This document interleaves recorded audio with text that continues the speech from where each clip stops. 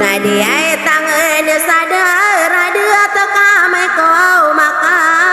ger gali ko dan tanian na guna mega kerendam gali pa tantanian yai taniya samara ngakaro dende dodo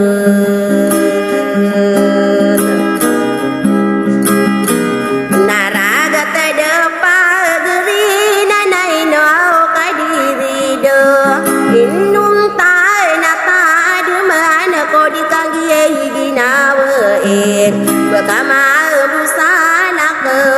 ai bữa sata de mane na berkosa kai se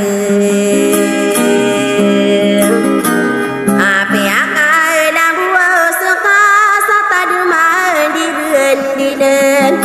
ina o mangai duduk sagine ni dada ko sena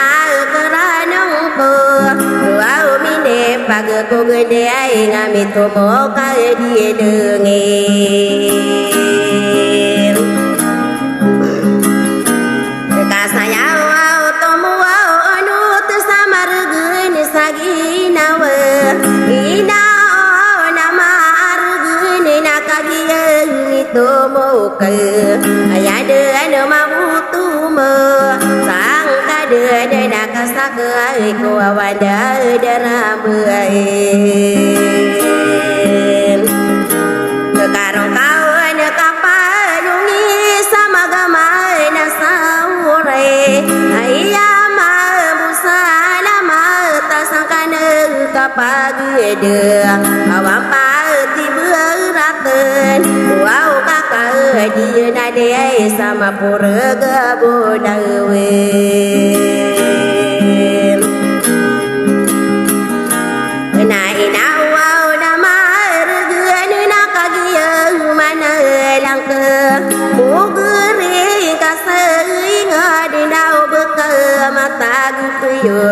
di kami ai kasai nungan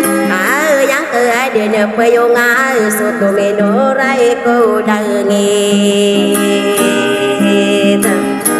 ka ke payo ang kai nuru de nak salien juang kami ikula sana kamu tapi tu yang kasani bawa mai ko au mana gaken biaya aku akarame guna dumade na edo malin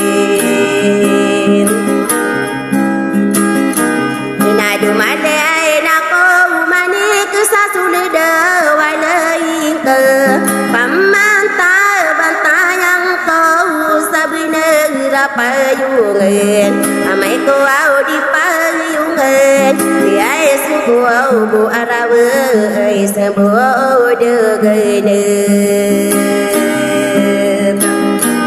so beromba rongan susana dumalina dua malen dumalina ku mana kami ringa ku sawat mana de ai ko buau ngako mau ka perkeda ko usadi mambu mangatan tu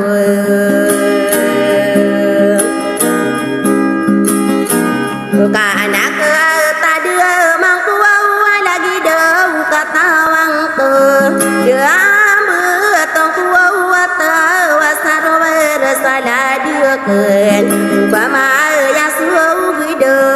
mari berai soda dia sasa bapake bei wate benana ni ai da ko marau sagiana ni na lakos inuka gimi dia robu ke dina rebu na asar boka dia mider dia ku mau pamakade are kowe sepantu neraka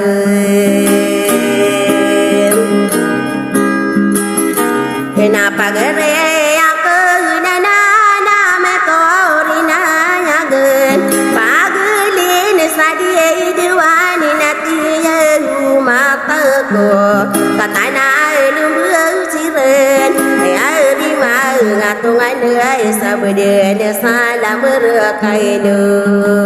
salam rekaido bede